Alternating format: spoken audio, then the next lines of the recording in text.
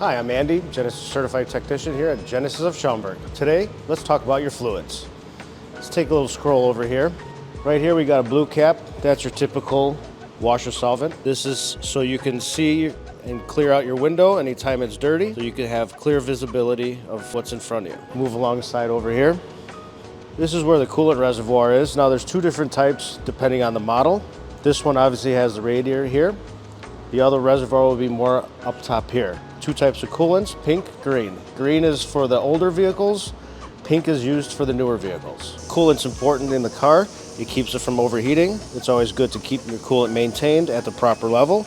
This way you don't have any engine failures, any engine issues. Keeps it maintained, overheated, running cool. Here is where the engine oil goes. Obviously we have 5W30 or we have 0W30, which goes into these cars. We typically use synthetic oil for the cars here. Oil is important to keep your engine running good, keeps it from any noises or anything like that. You gotta make sure that you keep your oil changes in the proper intervals, keep it clean, always do your oil changes, saves your engine.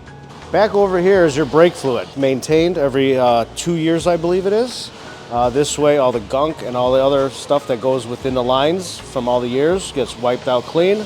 We fill it fresh. New brake fluid. This obviously does not have a trans dipstick, so you can't check the fluid, but it's also recommended every 60,000 miles to replace your trans fluid. Well, let's take a look underneath the car, see what we got here. Right here we have your transmission. Recommended every 60,000 miles to do a trans service. Obviously talk with your writer to get miles, dates, years, whatever. Unfortunately, this is a rear-wheel drive car only, so if this was an all-wheel drive car, right here, there would be a transfer case that holds fluid, helps the trans and engine work together. Let's go ahead and pan over here to the rear diff.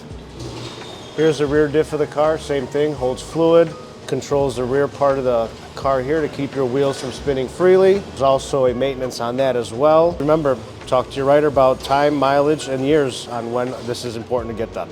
All right, guys, thanks for watching this video. Hope you guys learned something about fluids. Just remember, comment, like, subscribe.